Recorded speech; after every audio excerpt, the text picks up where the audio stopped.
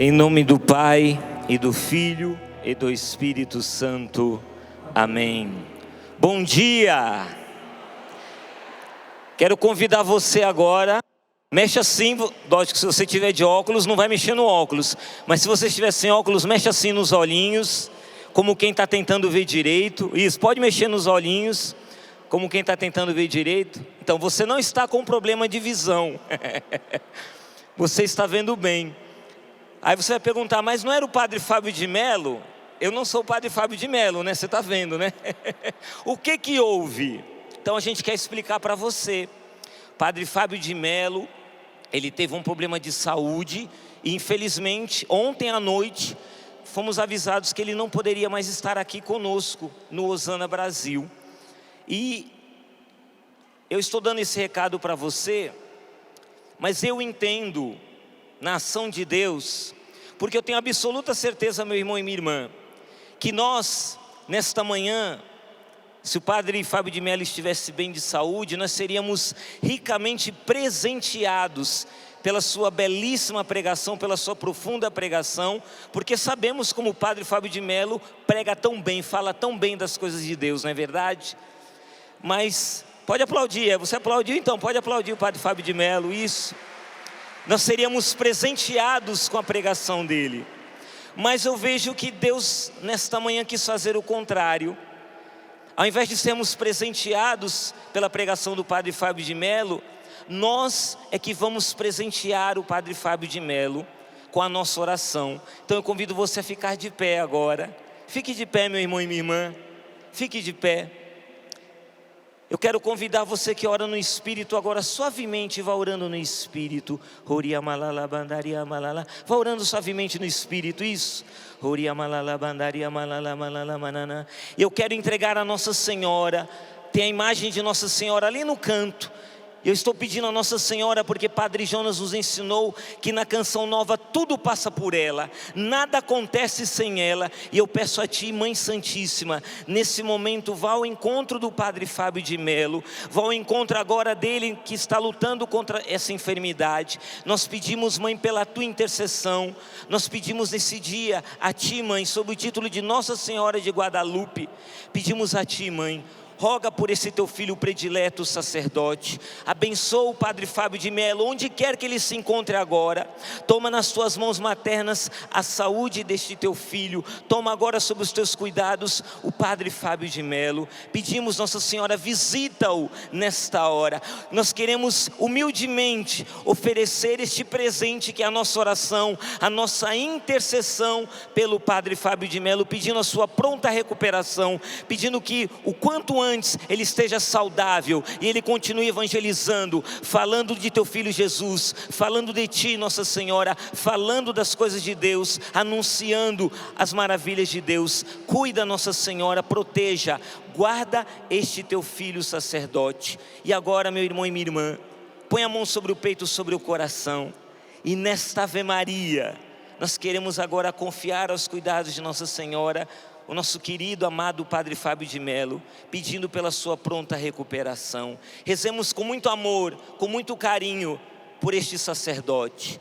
Ave Maria, cheia de graça, o Senhor é convosco.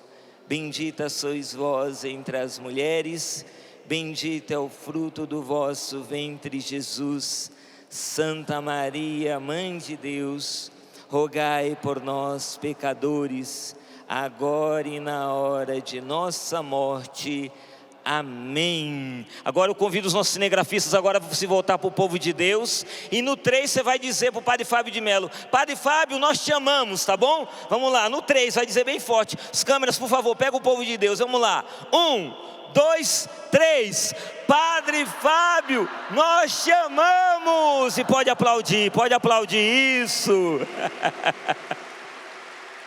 Amém. Pode sentar. Ano que vem, no Osana Brasil do ano que vem, com a graça de Deus, Padre Fábio vai estar com a gente. Amém, povo de Deus? Bom, aí ontem à noite eu recebi uma ligação do meu irmão de comunidade, o Paulo, explicando para mim o que havia acontecido com o Padre Fábio. E aí ele disse para mim: meu irmão, preciso da sua ajuda. Você pode ir lá e pregar no lugar do Padre Fábio? Aí você imagina aqui na comunidade como é que ficou, né? Vai substituir o Padre Fábio, vai substituir o Padre Fábio. O pessoal, todo mundo brincando, né, comigo. Fui na feira hoje de manhã, um irmão de comunidade, né? Vou até dizer o nome, o Peter. O Peter chegou para mim e falou: vai pregar no lugar do Padre Fábio, dando risada, né? Todo mundo rindo. E quando o meu irmão disse para mim, foi algo interessante. Eu me lembrei da parábola lá de Lucas 14. Lá em Lucas 14 fala da parábola dos convidados para o banquete. E aí o dono do banquete mandou seu empregado. E aí um disse: olha, eu não posso ir porque tem uma junta de bois para experimentar. O outro disse: eu não posso ir porque eu tenho tal coisa, tenho um terreno para ver. O outro: eu acabei de me casar, não posso ir. Um por um foi dizendo os seus motivos que não podiam ir. E o meu irmão foi muito sincero comigo. Ele falou: olha, nós tentamos, algumas pessoas, todos ficaram assim: não vou. Você pode. E aí eu me lembrei de algo que o Padre Jonas nos ensinou. E eu sou filho de Padre Jonas Abib, eu sou filho espiritual de Padre Jonas Abib. E este homem de Deus, esse profeta, o meu pai fundador, os mais antigos da comunidade vão se lembrar. Houve uma época que ele pregava muito e falava do tal do faccio io, vado io, ele falava em italiano, faço eu vou. E ele falava isso para nós, dizendo da nossa disponibilidade para a missão. Disponibilidade para a missão. Então, Padre Jonas Abib, sei que o Senhor lá do céu está rezando pelo seu filho. Padre Jonas Abib, faccio io, eis-me aqui, eis-me aqui.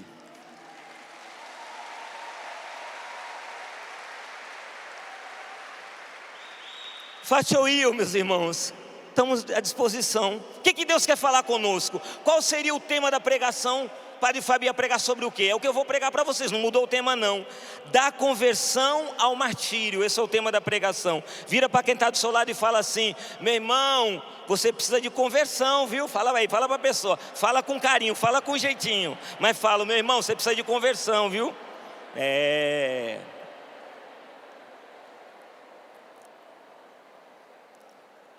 Eu não sei se você já ouviu falar desse livro. É um livro chamado Estou nas Mãos de Deus. Já ouviu falar desse livro? Estou nas Mãos de Deus. Este é um livro que na verdade é mais do que um livro, é um documento. Esse livro foi escrito por ninguém mais, ninguém menos que Karol Wojtyla, São João Paulo II. E o que se resume este livro, Estou nas Mãos de Deus? São anotações que o Santo Padre, o Papa João Paulo II, desde a época em que ele era bispo auxiliar em Cracóvia, passando pelo episcopado, se tornando cardeal, até ser papa, ser eleito papa, durante todo esse tempo, do ano de 1962 até 2003, São João Paulo II, ele tinha anotações, ele anotava exercícios espirituais. Ele tinha 2 cadernos onde ele ia anotando as coisas do seu coração. E quando ele fez o seu testamento, ele disse ao cardeal Stanislau, que era o que o acompanhava, o seu assistente durante 40 anos, ele dizia: eu quero que sejam queimadas as minhas anotações. E o cardeal Stanislau fez tudo o que São João Paulo II pediu no seu testamento. Mas na hora de queimar as anotações, ele não teve coragem. Ele começou a folhear as anotações de São João Paulo II.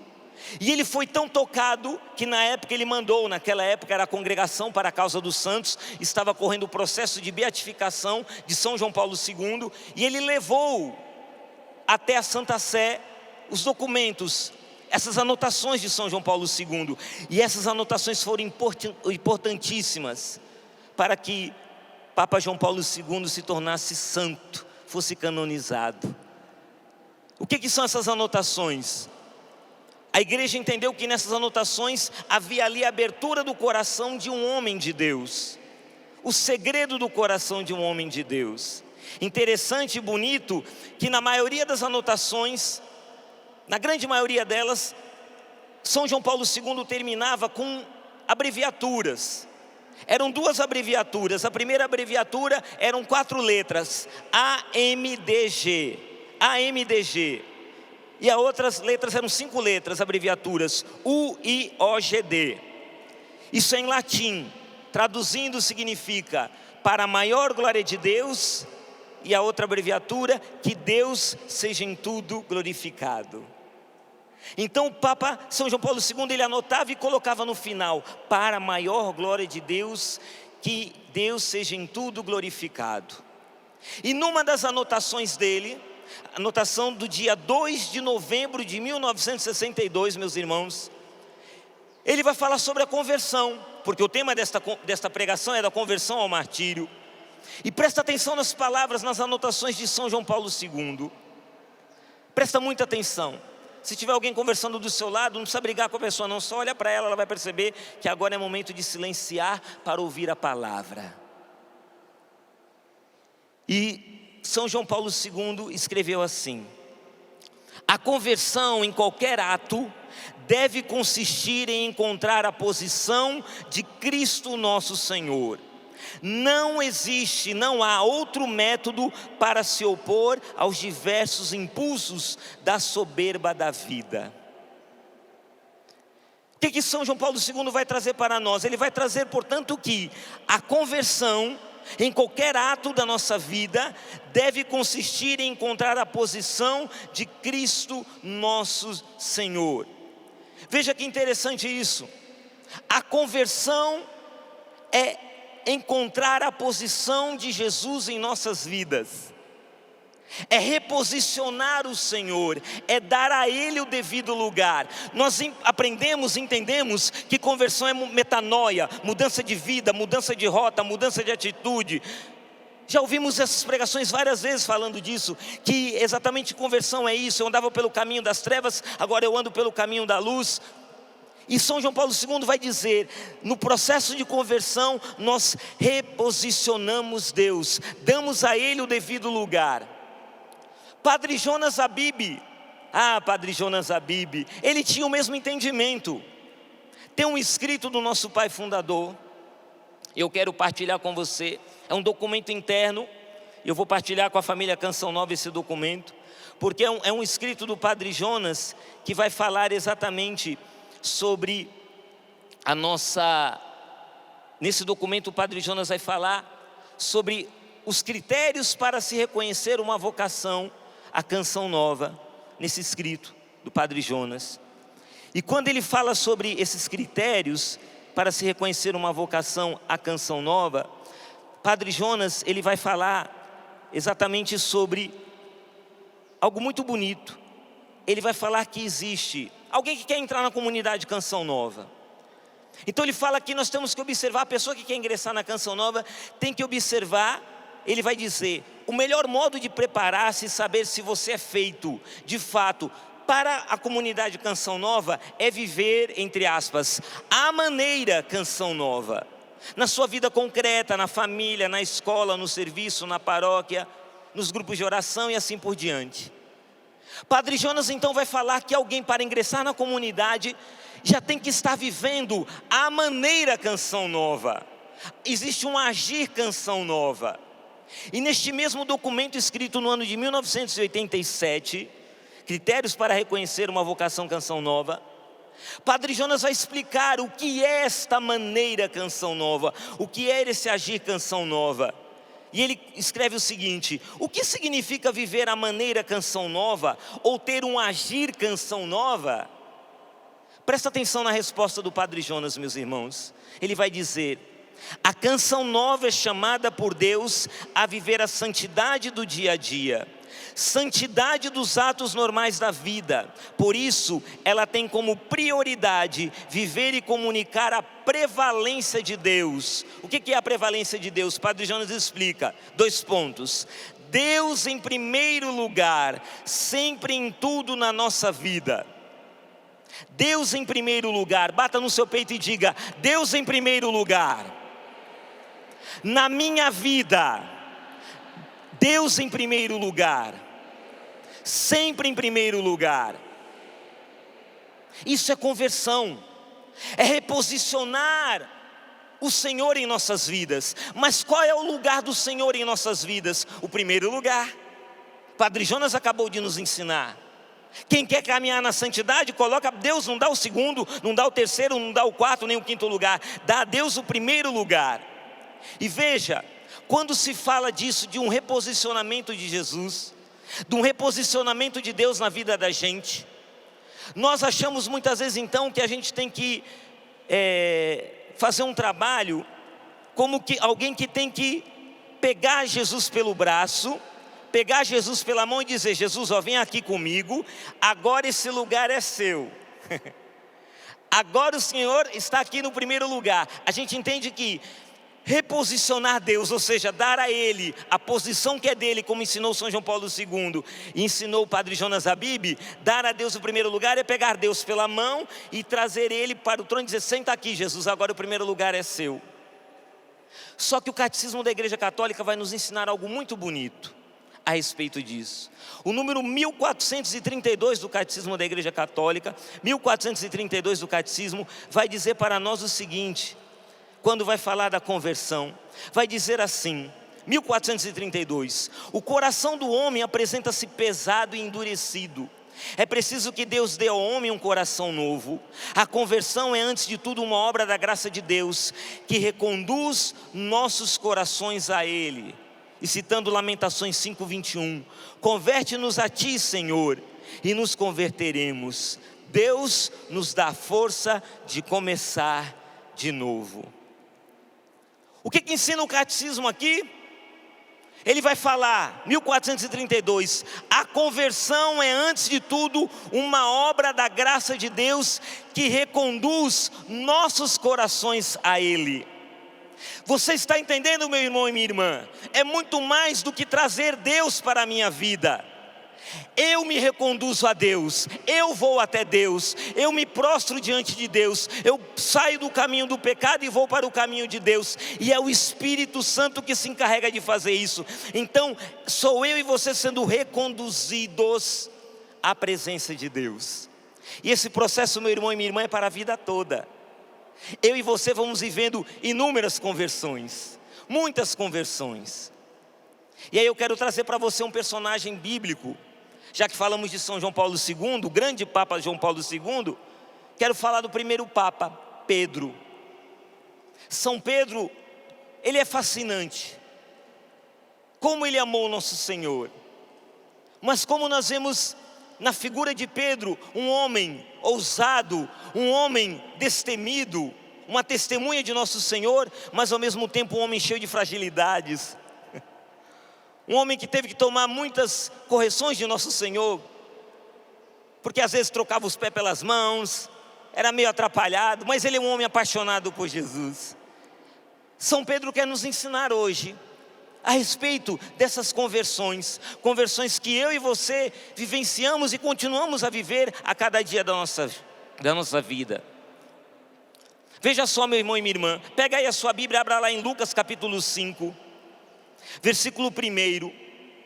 Aqui existe um momento de conversão de Pedro, uma primeira conversão, uma conversão maravilhosa que é também a conversão que cada um de nós, ou a maioria de nós que nos encontramos aqui no Centro de Evangelização e aqueles que acompanham pelo Sistema Canção Nova de Comunicação, também já vivenciaram. A conversão que acontece a partir do encontro pessoal com Jesus, daquele primeiro encontro. Lucas capítulo 5, Jesus estava à beira do lago de Genezaré, e aí ele pede, então ele vê os barcos ali, os pescadores, viu 2 barcos, ele pede para subir num dos barcos, que é o barco de Simão Pedro, e depois que ele pregou, ele diz para Simão: avança mais para o fundo, ali lançai vossas redes para a pesca. O que Simão responde a ele? Mestre, trabalhamos a noite inteira e não pegamos nada, mas pela tua palavra eu lançarei as redes. E você já conhece a história, já sabe do milagre. A rede quase se rompeu, aquele tanto de peixes, os outros pescadores vieram ajudá-los. Pedro tem aquela reação: afasta-te de mim, Senhor, porque sou um pecador. E aí vai dizer a palavra de Deus, Lucas capítulo 5, versículo 10. Jesus disse a Simão: não tenhas medo, de agora em diante serás pescador de homens. Eles levaram os barcos para a margem, deixaram tudo e seguiram Jesus. Aqui está um pouco da minha e da sua história, meu irmão e minha irmã. Lembra daquele dia em que colocaram a mão na sua cabeça? Lembra daquele dia, talvez aqui no acampamento, na Canção Nova, talvez num dos Osana Brasil, que teve aí, há 5 anos, há 10 anos, não sei. Num acampamento aqui, talvez num programa da TV que você viu pela TV Canção Nova, ou na rádio. Uma música que você escutou, lá no grupo de oração, naquele momento de adoração ao Santíssimo, naquele cerco de Jericó, naquele rosário da madrugada, eu não sei qual momento, mas houve um momento na minha e na sua vida em que Jesus entrou. Aleluia, encontramos a pérola preciosa, o tesouro escondido no campo, e a minha vida mudou, a sua vida mudou, não é verdade? A nossa vida mudou, meus irmãos. Aquele que vivia na cachaça já não vive mais. Aquele que vivia na prostituição já não vive mais. Aquele que vivia no pecado já não vive mais, porque Jesus entrou na minha vida. E eu sou um homem, me tornei uma mulher, me tornei uma criatura apaixonada por Jesus. Lembra quando todo mundo dizia que você, mas essa pessoa é chata demais, lá vem você de novo falar desse tal de Jesus. Lembra quando diziam para você, mas tia, de novo você vai falar de Jesus?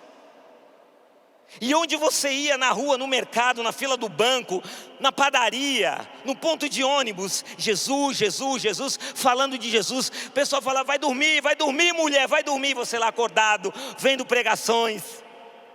Televisão ligada 24 horas por dia na TV Canção Nova. Aquela coisa maravilhosa, aquele ânimo. Encontrou Jesus. Começou a evangelizar, a trabalhar na paróquia, trabalhar nas pastorais. É a história da maioria de nós. Tivemos um encontro com o Senhor que mudou a nossa vida. A fé entrou na minha vida, a fé entrou na sua vida. A fé passou a ser algo do nosso cotidiano, não mais algo estranho. Jesus já não é mais alguém tão distante, não é mais distante, mas Ele é meu amigo, é meu companheiro, é o meu Senhor. Como Pedro, fomos deixando tudo, deixamos tudo. Alguns deixaram pai, mãe, deixaram emprego, ingressaram numa nova comunidade como a Canção Nova, ou uma outra, o Shalom, tantas comunidades que tem por aí. Deixou tudo para servir, para se dedicar integralmente ao Evangelho. É a história de cada um de nós. Como isso é lindo, como é maravilhoso. Gente, é o tempo da consolação de Deus, é o tempo do gozo na alma, que alegria ser de Jesus. Cada vez mais apaixonado por Jesus. Que coisa linda, coisa maravilhosa. Mas acontece que a vida não para por aí. Pode aplaudir isso. Se você aplaudir é porque você se identificou com isso. Você falou, é a minha vida, Alexandre. É a minha vida, que alegria ser de Jesus. Como é bom ser de Jesus. Sim ou não, meus irmãos? Não é bom ser de Jesus? Então aplauda Jesus que entrou na sua vida. Aplauda com força Jesus que entrou na sua vida. Mas Pedro continua a palavra de Deus. Agora você pode ir comigo um pouco mais para frente. Lá em Lucas capítulo 22. Pouquinho para frente. Lucas 22. Se você achou, vai. Se não achou, fica ouvindo aí. Não vou esperar você procurar na Bíblia não, por causa do tempo. Lucas 22, 31. Agora Pedro já estava caminhando com Jesus. Viu Jesus curar, libertar, pregar. Ele acompanhou o mestre, durante 3 anos ele acompanhou o mestre. Ele viu o Senhor fazendo milagres. Ele viu o Senhor multiplicando pães e peixes. Ele viu maravilhas, prodígios, sinais. Quando o Senhor ensinava lá no Sermão da Montanha, quando o Senhor ensinava sobre a montanha, quando o Senhor ensinava à beira do lago de Genezaré, o coração de Pedro incendiava, pegava fogo. Tudo lindo, tudo maravilhoso. Só que um dia Jesus chega para Pedro e diz, Lucas 22, 31, Simão, Simão, Satanás pediu permissão para peneirar-vos, como se faz com trigo. Eu, porém, Simão, orei por ti, para que tua fé não desfaleça, e tu, uma vez convertido, confirma teus irmãos. Pedro não entendeu nada, meus irmãos. Pedro não entendeu nada, e aí ele falou, Senhor, eu estou pronto para ir contigo até mesmo a prisão e a morte. Jesus, porém, respondeu, Pedro, eu te digo que hoje, antes que o galo cante 3 vezes, negarás que me conheces. E um pouquinho mais para frente, versículo 54, o evangelista Lucas narra exatamente a negação de Pedro. E o que diz aqui em Lucas capítulo 22, versículo 61. Então o Senhor se voltou e olhou para Pedro, depois que Pedro negou o nosso Senhor. E Pedro lembrou-se da palavra que o Senhor lhe tinha dito: hoje, antes que o galo cante, 3 vezes me negarás. Então Pedro saiu do pátio e pôs-se a chorar amargamente.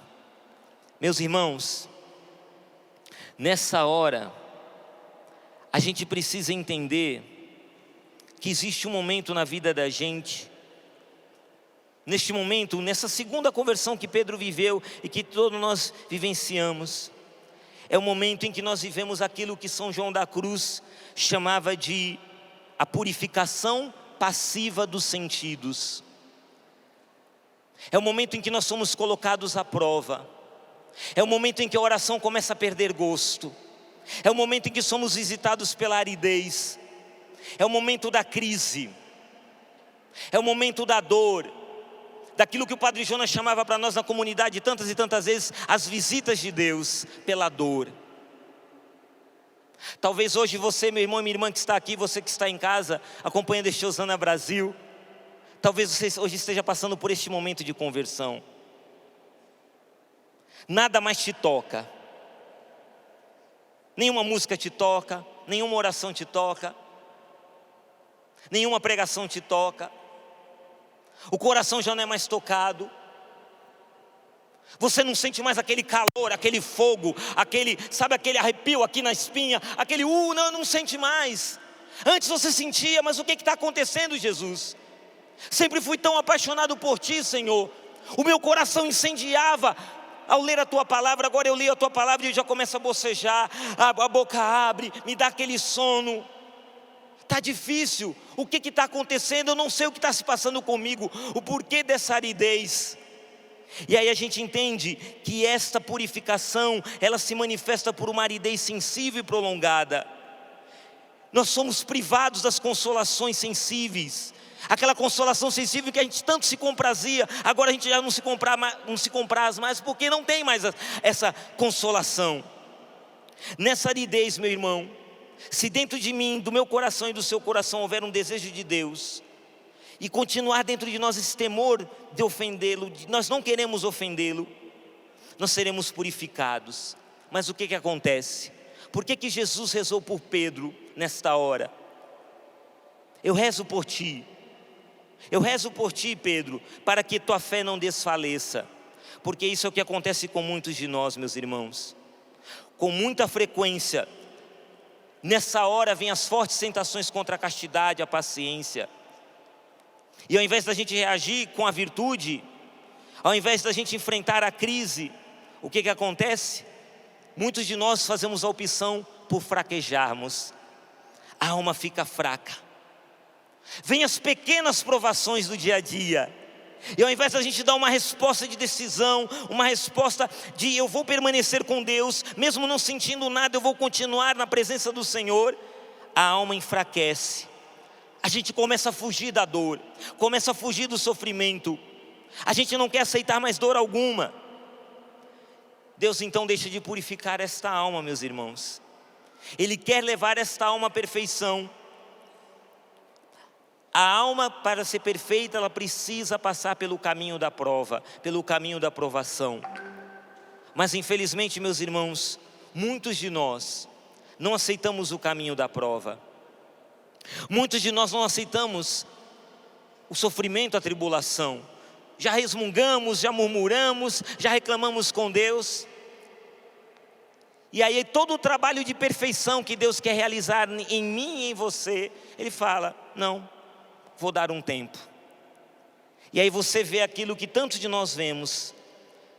Eu não preciso perguntar para você, mas você sabe disso.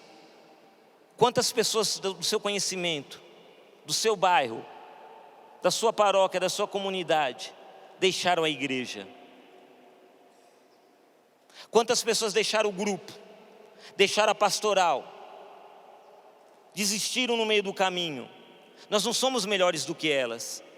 Mas o que aconteceu com essas pessoas? Por que elas desistiram? Por que elas jogaram a toalha? Por que elas deixaram de perseverar? porque infelizmente não entenderam esta purificação que Deus está realizando. Talvez, meu irmão e minha irmã, você tenha vindo para esse Osana Brasil e você esteja dizendo: mas quais motivos eu tenho para dizer vitória de Deus, vitória de Deus? Esse ano foi tão sofrido para mim, Alexandre. Foi um ano terrível, um ano tão doloroso. Quais motivos eu tenho para proclamar as vitórias de Deus? Eu nem sei por onde começar. Foi só dor, foi só tribulação. Meu casamento acabou. Meu familiar que eu tanto amava morreu. Estou desempregado. Fui caluniado. Caluniado lá na minha paróquia, na minha comunidade. Me apunhalaram pelas costas. Descobri que eu tenho uma doença grave. Os médicos dizem que não há muito o que ser feito. E eu vim aqui para esse Osana Brasil, trazendo no meu coração essa dor. Meu irmão e minha irmã, entenda, há uma purificação, Deus está trabalhando em você. Padre Jonas nos ensinou isso: aguenta firme, aguenta firme. E esse aguenta firme é algo pedagógico, porque meu irmão e minha irmã, se você aguentar firme e você permanecer firme nesse processo de purificação de Deus, você vai chegar à tão almejada santidade. Mas é preciso aguentar firme. Aguenta firme, meu irmão. Aguenta firme, minha irmã. Não joga a toalha não. Não desista, não retroceda. É Deus trabalhando em você, mesmo que você diga hoje: não estou sentindo nada. Não estou sentindo nada, não se preocupe. Deus continua trabalhando em você, porque Ele te quer no céu. E existe uma terceira conversão. Lógico, existem muito mais conversões, mas eu quero me deter em 3. E houve uma terceira conversão em Pedro. Paulo também, mas em Pedro. Estamos falando de Pedro. Pega comigo lá Atos dos Apóstolos, capítulo 2. Também escrito por Lucas. Livro dos Atos dos Apóstolos, capítulo 2. Capítulo 2 do livro dos Atos dos Apóstolos, domingo de Pentecostes. Começaram a dizer, diante daquele momento em que todos estavam ali, cheios do Espírito Santo, começaram a dizer: estão bêbados de vinho doce.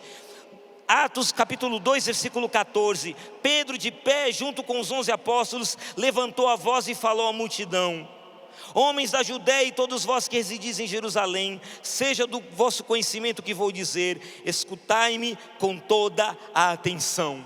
E aí ele começa a pregar, e a pregação de Pedro, ela é tão ungida, é tão eficaz, é tão poderosa, que aqueles homens, aquela multidão, eles ficam compungidos em seu coração, eles se arrependem, e eles recebem o batismo.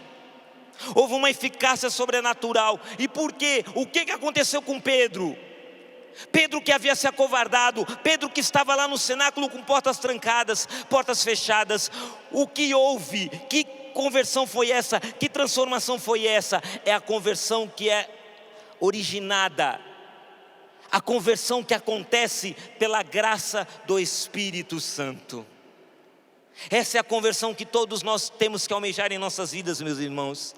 Uma conversão que vai além da dor, que vai além do sofrimento, que vai além da emoção, que vai além do sentimentalismo, que vai além das lágrimas, que vai além da euforia. É a conversão, é a mudança de vida, é a metanoia, é reposicionar Deus no seu devido lugar, é dar a Ele o primeiro lugar. E quem que faz isso? Sou eu? É você? Não! Nenhum de nós conseguimos fazer isso. Quem que consegue fazer isso? Tem uma pessoa que consegue, é a terceira pessoa da Santíssima Trindade. Ele se chama Espírito Santo de Deus. E o Espírito Santo de Deus, meu irmão e minha irmã, é Ele em mim, é Ele em você, no meu e no seu coração, nos nossos corações. É o Espírito Santo que vai fazendo essa obra em nós. Ele vai reposicionando Deus, Ele vai reposicionando Jesus, dando a Jesus o trono que é dele por direito, o trono do nosso coração. E nós nos tornamos testemunhas. Uma palavra tão bonita, né? Testemunha. Eu não sei se você sabe, mas a palavra martírium, grego, martírium, significa exatamente testemunho, ou ato de testemunhar. Então o mártir, ele é uma testemunha. O mártir é uma testemunha, meu irmão. Existe um testemunho a ser dado. O Catecismo da Igreja Católica, no número 1989, vai falar para nós: a primeira obra da graça do Espírito Santo é a conversão, que opera a justificação, segundo o anúncio de Jesus no princípio do Evangelho: convertei-vos, porque está próximo o reino dos céus. E vai dizer aqui: a justificação comporta a remissão dos pecados, a santificação e a renovação do homem interior.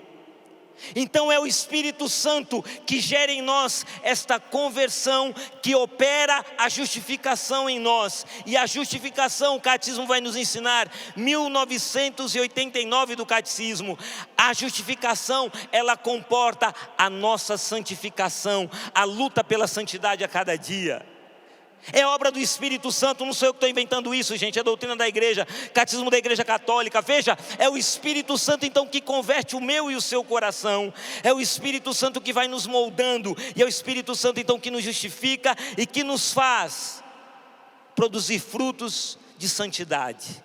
Uma conversão que leva à santidade, uma conversão que gera testemunho, uma conversão que leva ao martírio. O tema dessa pregação é da conversão ao martírio. E aí, voltando novamente em São João Paulo II, lembra das anotações do começo da pregação? Então, São João Paulo II também ele vai falar aqui a respeito desta realidade do martírio. E o que ele diz? São João Paulo II vai dizer assim, presta atenção nas anotações dele. Foi uma anotação que ele fez no dia 11 de março de 1981. Ele vai dizer a respeito do martírio. E ele coloca assim: testemunho por meio da Eucaristia, : imitai o que fazeis, o que trazeis entre as mãos. Aqui ele está falando, São João Paulo II, falando do sacerdócio, a Eucaristia. E ele continua falando, escrevendo aqui nas anotações dele: celebram a Eucaristia, sacrifício do Senhor, no qual Cristo é sacerdote e vítima. O sacerdote deve fazer-se ele mesmo vítima. Isso significa um martírio branco, que pode preparar para o martírio vermelho. Isso significa um martírio branco, que pode preparar para o martírio vermelho. E aqui aí depois ele escreve, ele fala aqui: martírio branco, : vencer as concupiscências e defeitos. Vencer as concupiscências e defeitos. Aqui, meu irmão e minha irmã, precisamos entender, para alguns de nós, ou talvez para muitos de nós, o Senhor vai pedir um martírio vermelho, o derramamento de sangue por amor a Jesus, por causa de Jesus. Mas é certo que para todos nós que estamos aqui no centro de evangelização, e para você que está em casa, ele pede hoje um martírio branco.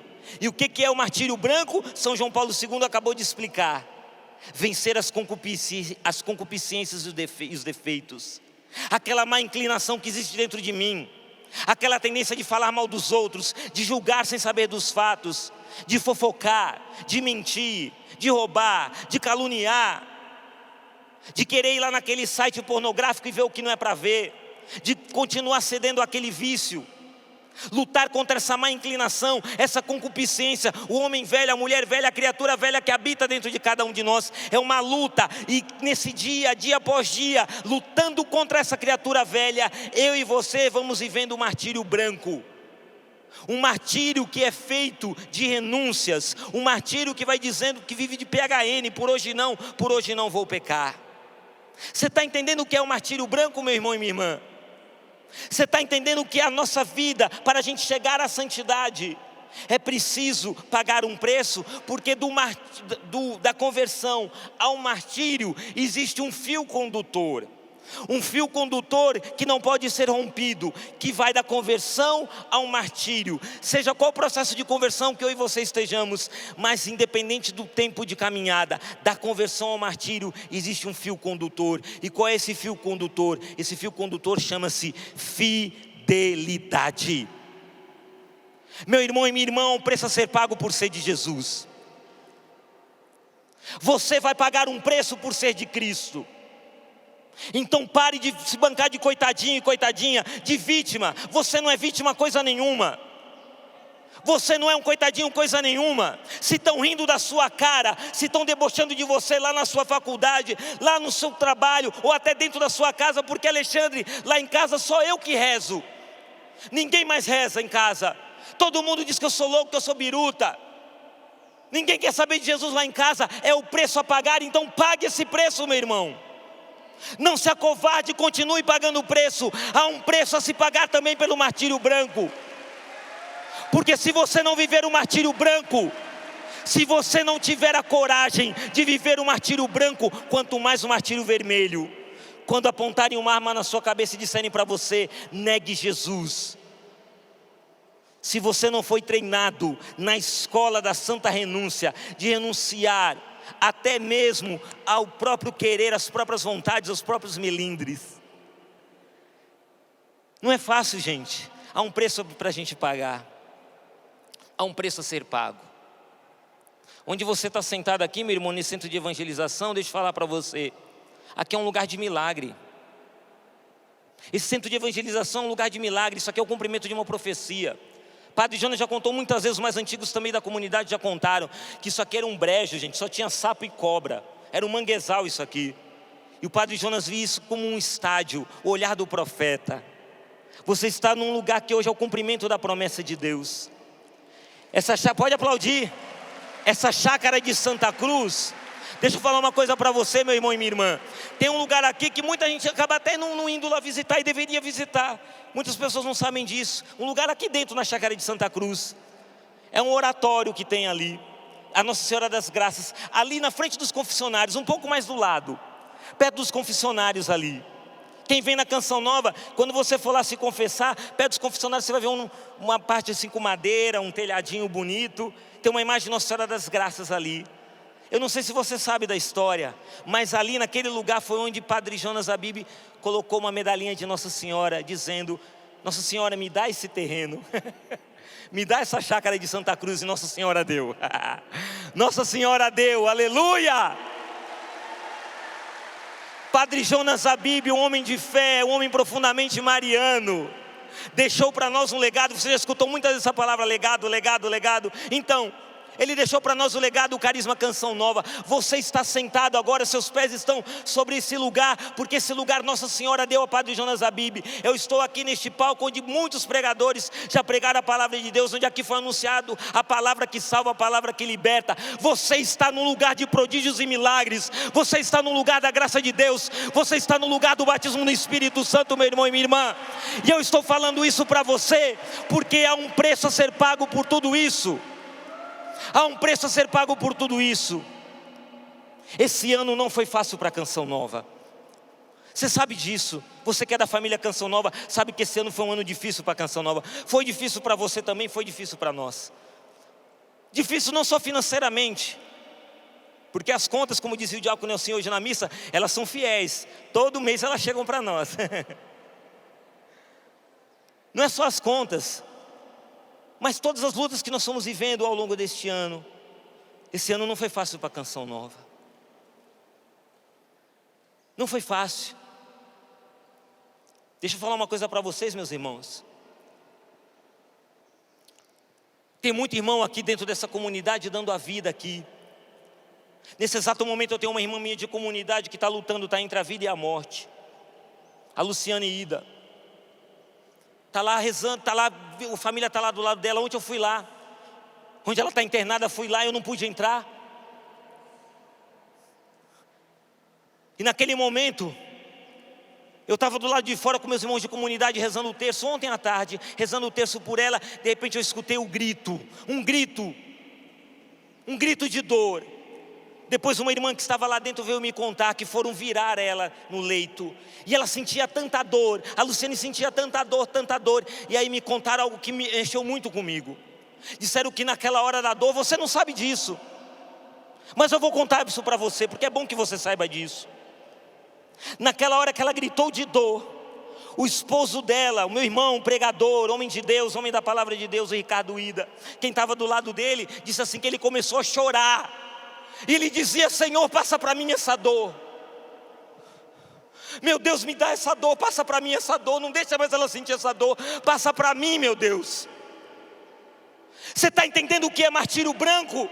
É você pedir para Deus: Senhor, poupa essa pessoa, passa para mim essa dor. E a dor continua, e vem o sentimento de impotência, as lágrimas caem, o sofrimento vem, mas você não arreda o pé do caminho de Cristo. Eu não pude dar um abraço no Ricardo Ida, mas eu mandei uma mensagem para ele no WhatsApp e disse: meu irmão, eu só quero te agradecer pelo seu testemunho, porque você está sofrendo como um homem de Deus. Um homem de Deus. Nós da Canção Nova temos aprendido a sofrer como homens e mulheres de Deus, porque aprendemos dele. Padre Jonas nos ensinou isso. Há um preço a ser pago pela fidelidade a Cristo. Há um preço a ser pago. Então não se iluda, meu querido, minha querida. Dizer Hosana Brasil, cantar a vitória de Deus, não é dizer que está tudo lindo, tudo maravilhoso, não vou ter mais luta, não vou ter mais dificuldade, não vou ter mais tribulação. Não, cantar Hosana Brasil, proclamar as vitórias de Deus é dizer: o ano foi difícil, eu me sinto impotente, eu me sinto de mãos atadas diante dessa dor, dessa tribulação, mas daqui não saio, daqui ninguém me tira. Eu tenho uma ótima notícia para dar para você. Esse ano foi um ano muito difícil para a Canção Nova, mas a Canção Nova permanece aqui. A Canção Nova permanece aqui. A minha comunidade permanece aqui. Os meus irmãos permanecem aqui. Então, quando você for dizer algo do tipo nas redes sociais: a Canção Nova não é mais a mesma, como eles mudaram, isso e aquilo, pense duas vezes antes de falar o que você não sabe. Não se olhe, fica olhando para o Alexandre ou para quem está aqui embaixo dos holofotes, diante das câmeras. Tem muita gente aqui dentro vivendo o martírio branco, no silêncio, no sagrado do seu coração, e dizendo: eu vou continuar no meu seguimento a Jesus até o fim. Até o fim. Eu quero terminar, porque já me deram o sinal de tempo. Quero convidar você a ficar de pé. Quero terminar contando essa história do meu xará, o Alexandre, o grande. Eu sou pequenininho. O Alexandre o Grande, o imperador, o grande conquistador. Na hora dele morrer, ele fez 3 pedidos. 3 pedidos Alexandre o Grande fez. Sabe quais foram os pedidos de Alexandre o Grande? Foram os pedidos mais estranhos que um ser humano pode fazer. No testamento dele, ele pediu 3 coisas. E aí o general não entendeu nada, por que ele pediu isso? Mas foi o pedido de Alexandre o Grande. E sabe o que ele pediu? Vou trazer aqui para você. Os pedidos de Alexandre o Grande. Ele pediu, primeira coisa, que o seu caixão fosse transportado pelos melhores médicos da época. Primeiro pedido, que meu caixão seja transportado pelos melhores médicos. Segundo pedido, que todos os tesouros que eu conquistei nas batalhas, ouro, prata, pedras preciosas e tudo mais, sejam espalhados ao longo do caminho até o túmulo. Terceiro pedido de Alexandre, que suas mãos fossem deixadas para fora do caixão, à vista de todos, balançando no ar. Aí o general perguntou para ele: por que esses pedidos estranhos? E ele falou: o meu primeiro pedido é porque eu quero que os médicos carreguem o meu caixão para demonstrar a eles que eles não têm poder sobre a morte. O meu segundo pedido é: eu quero que o chão seja coberto pelos meus tesouros, para que todos entendam que os bens materiais aqui conquistados aqui também permanecem. A gente não leva nada que a gente conquistou aqui de bem material, não leva. E o terceiro pedido: quero que minhas mãos balancem ao vento, para que se veja que de mãos vazias viemos ao mundo e de mãos vazias partimos. Eu quero terminar essa pregação, meu irmão e minha irmã. No dia 12 de dezembro de 2022, há 3 anos, esse homem foi levado ao caixão. Ele deu a sua vida e ele permaneceu firme até o fim. Ele viveu o martírio branco. Ele viveu o martírio branco. E aí no final da sua vida, Padre Jonas, no final de tudo, final de sua vida, ele foi, e eu posso garantir para você, e esse é o meu desejo, ele foi para o céu de mãos vazias? Foi, não levou nada, as mãos vazias. Mas uma coisa é certa, este homem, ele foi de mãos vazias para o céu, mas o coração cheio de Deus. Cheio de Deus. É assim que eu e você temos que ir para o céu.